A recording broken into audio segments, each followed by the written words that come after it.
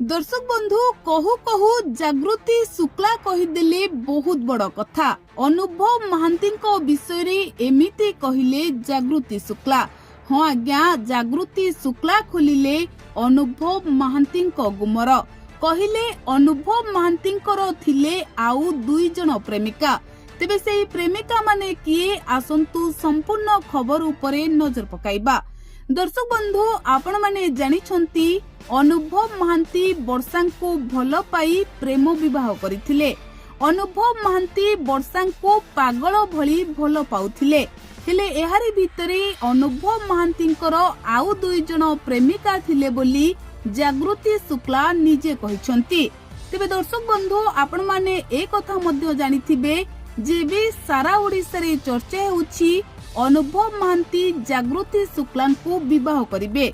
आउ ठीक एही समय रे जागृति शुक्ला खोलिछंती अनुभव महांती गुमर। आपण माने एहा मध्य जानिथिबे कि अनुभव महांती बांधवी जागृति शुक्ला अनुभव महांती उपरे एक बही लिखिछंती।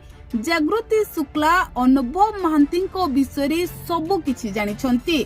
आउ याको नै अनुभव महांती विषय जागृति शुक्ला एते बड़ खुलासा करिछंती जहा सुनिबा परे समस्ते चमकी पड़िछंती।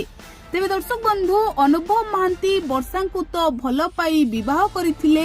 हेले अनुभव महांतींकर आउ दुई जन प्रेमिका थिले।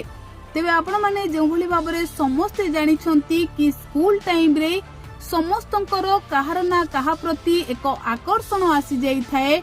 ठीक सेही भली अनुभव महांती स्कूल समय रे दुई जन को भल पाउथिले, अर्थात अनुभव महांती को दुई जन झियो भल लागुथिले बोली जागृति शुक्ला कहिसंती।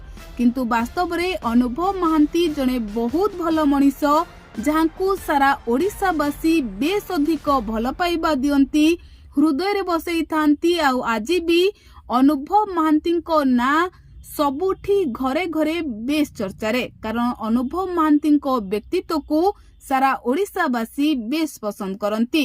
तेबे आपनको अनुभव महांती किपरि लागंती आमको कमेंट माध्यम रे लेखि निहति जणांतु।